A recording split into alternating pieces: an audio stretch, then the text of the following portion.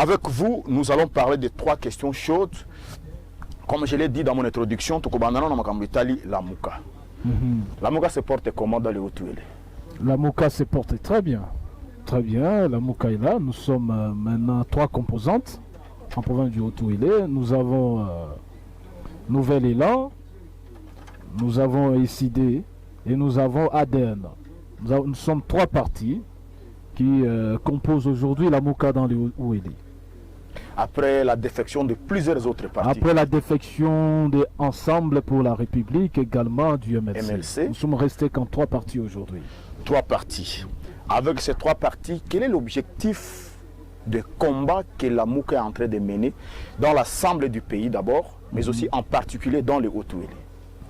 Dans l'ensemble du pays, nous sommes un regroupement politique qui prend des valeurs et qui défend les intérêts de la République, les intérêts de la population. Le combat, c'est de faire respecter d'abord la souveraineté exprimée par le peuple.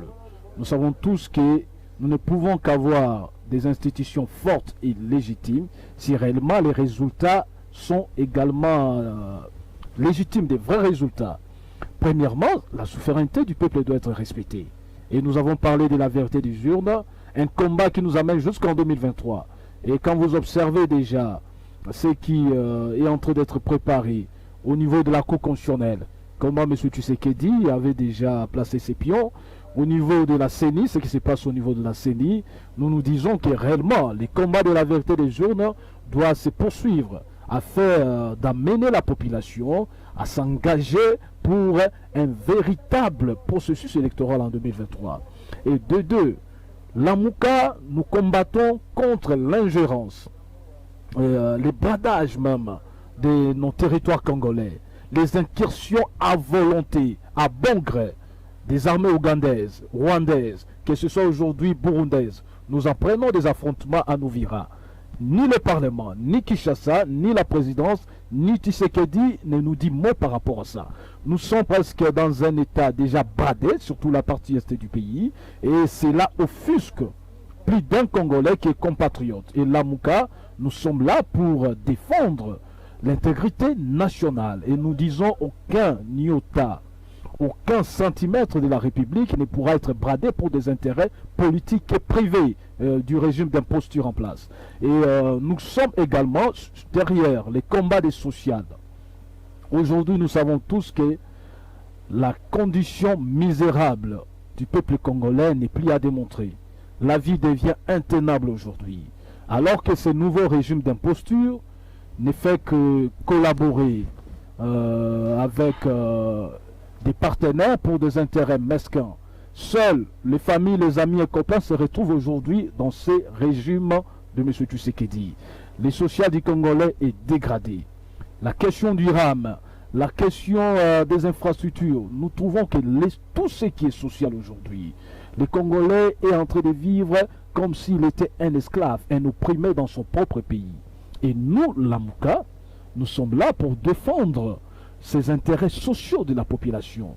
La question de l'état de siège, qui est une mascarade aujourd'hui, nous ne savons pas quel est le résultat positif aujourd'hui pour qu'on arrive à plus de 10 mois de l'état de siège. Et je l'ai dit ici sur ce plateau, nous savons les intentions inavouées pour chercher à exclure Ituri et Nord Kivu au processus électoral de 2023. Je l'ai dit aujourd'hui, lors des préparatifs des élections, vous me le direz, papa Missi, que Maître l'avait dit. Nous savons, tous le savent, et même ce régime d'imposture sait très bien que le bastion du président élu se trouve à l'est du pays. Le président élu, selon vous, le président véritablement élu par le peuple. Martin Fayulu, véritablement élu, ça c'est vous qui le dites, puisque ce n'est pas ce que avait dit la Cour constitutionnelle, la CENI et la Cour constitutionnelle. Revenons d'abord sur les combats que vous menez par rapport à la vérité des urnes. Vous parlez de vérité des urnes depuis 2018, aujourd'hui 2022, et vous projetez encore la vérité des urnes pour 2023. N'est-ce pas là un aveu d'échec déjà? Il n'y a pas d'aveu d'échec. Nous ne projetons pas la vérité des urnes après 2023. Le combat de la vérité des urnes, c'est un éveil de conscience aujourd'hui.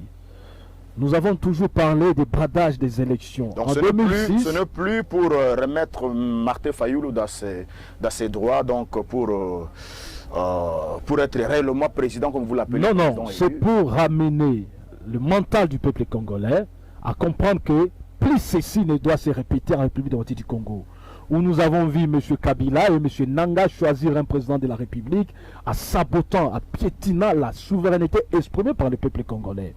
La Mouka, aujourd'hui, nous voulons amener le peuple congolais à quitter cette résilience-là, hein, pour dire que non, c'est déjà arrivé, non. La question de légitimité est un socle de tout un état de droit.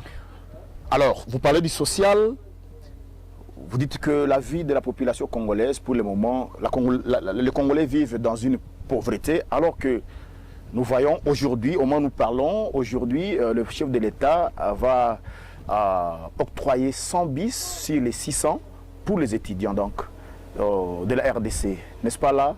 Les sociales des Congolais s'améliorent aussi? On doit arrêter avec le populisme, les actions populistes et propagandistes.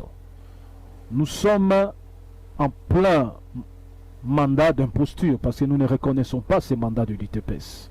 C'était un mandat de députés au Parlement. Nous avons des députés au Parlement parce qu'ils ont été élus en suffrage par la population, proclamé par la même CENI de M. Nanga que vous fustigez. La CENI n'a fait que brader les élections. Et pour chercher à faire la les résultats de ces élections qui ont été bradées? Nous n'avons pas accepté les résultats des élections. Vous les trouvez comment au Parlement? Les parlements, ceux qui sont au Parlement, ils ont droit à décider d'eux-mêmes. Même le député national, Martin Fayoulou, a le président élu son suppléant. Sa suppléante, voilà. Madame... sa suppléante siège au Parlement. Non, ils ont été élus valablement par la population. Seulement vos députés qui ont été élus valablement, les députés de la dynamique de l'opposition et certains autres députés. Mais la majorité, à 90% des élus qui siègent aujourd'hui au niveau de l'hémicycle, que ce soit au Sénat comme à l'Assemblée nationale, ce sont des élus nommés par la CENI. Ce sont des quotas politiques qui ont été discutés.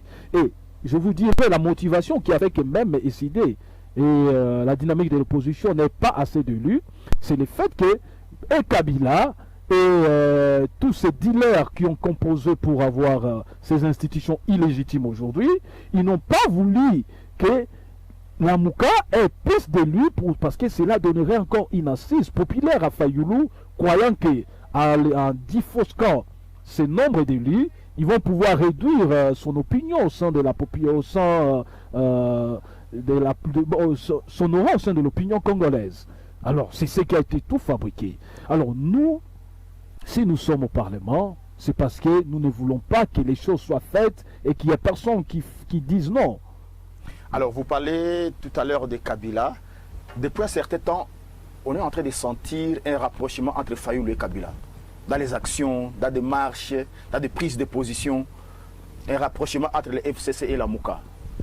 Monsieur Amissi, je vous dirai une chose. Vous savez que moi, j'ai participé à la marche organisée par la Sosiko ici. Oui. Cela ne veut pas dire que je suis membre de la Sosiko.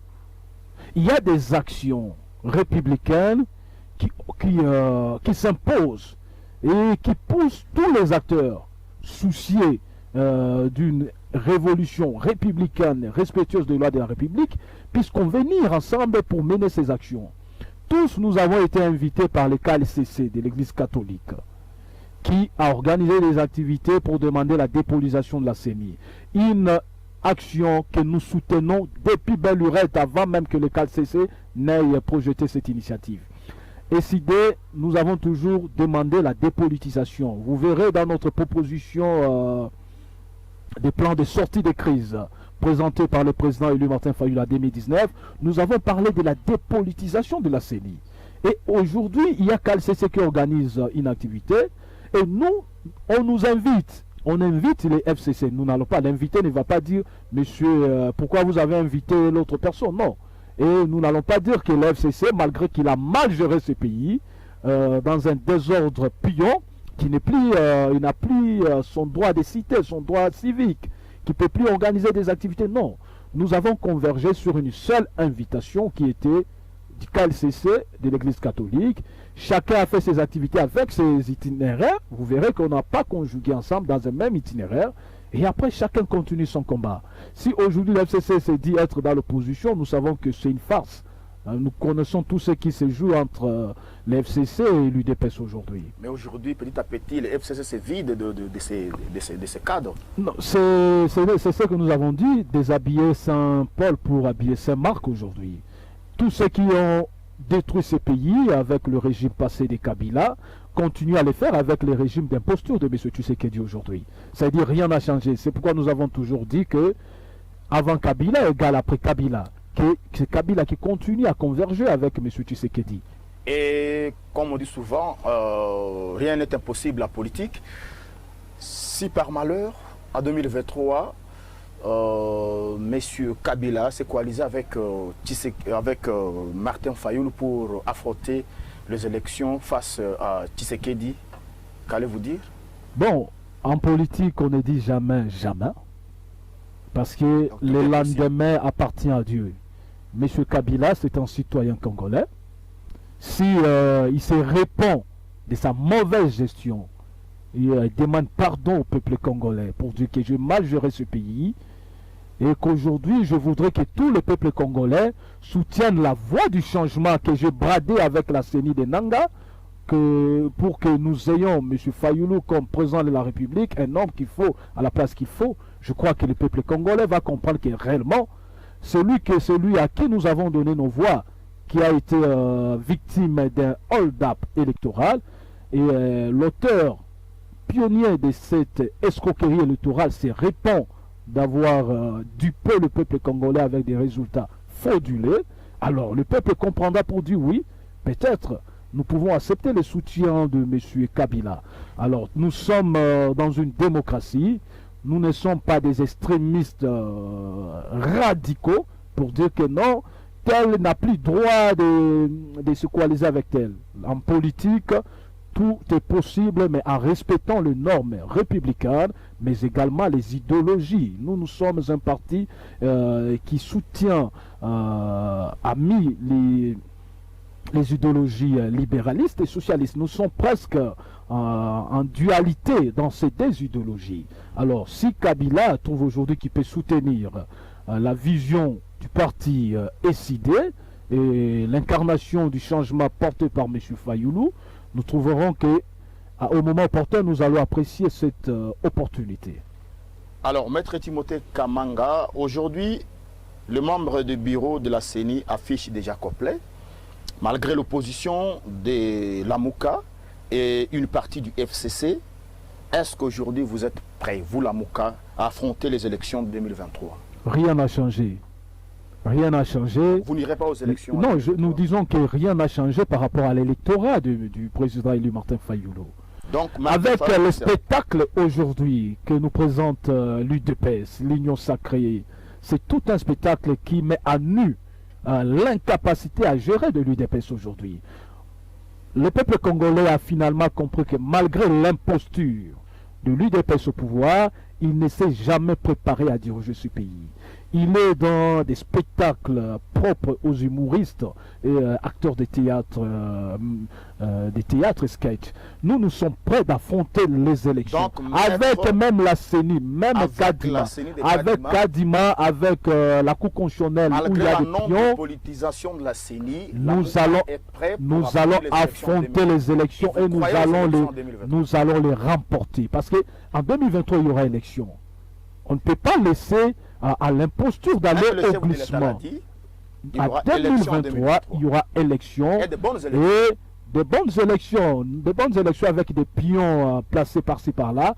Ils seront incapables de voler, même ne serait-ce que 10%. Parce que le peuple congolais aujourd'hui a compris que ce pouvoir est incapable de gérer ce pays. Qui fait entrer nos ennemis d'hier qui deviennent des alliés politiques aujourd'hui. Le Rwanda a fait des incursions, des promenades sur le sol congolais. L'Ouganda revient alors que Kisangani continue à pleurer les milliers de ses compatriotes massacrés. Alors que nous attendons la réparation ordonnée par la Cour internationale de justice. Mais tout est bradé aujourd'hui pour des intérêts, vouloir chercher une légitimité à l'international, alors que sous le plan interne, on n'a jamais reçu cette légitimité. Fayou nous battra, l'UDPS, avec Kadima ou pas, avec la Cour constitutionnelle aux ordres ou pas. Le peuple congolais va se déterminer en 2023. On verra bien en 2023. Maître Timothée Kamanga, nous vous recevons sur ce plateau magique de Beko FM Télévision. Et ceux qui nous suivent sur les réseaux sociaux, vous nous suivez en direct de Durba FM Télévision, mais aussi sur notre chaîne YouTube. Nous allons vous demander de vous abonner et de partager également cette émission que nous passons en direct avec Maître Timothée Kamanga, qui est le répondant de Lamouka dans la province du Haut-Tuélé. Nous avons circonscrit...